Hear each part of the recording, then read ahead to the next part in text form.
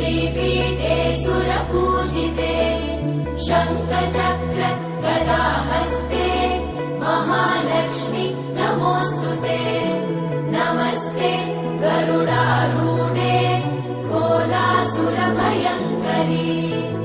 सर्वपाप हरे देवी महालक्ष्मी नमोऽस्तुते महादेव्यै च विद्महे विष्णुपत्नी च धीमहि तन्नो लक्ष्मी प्रचोदयात्।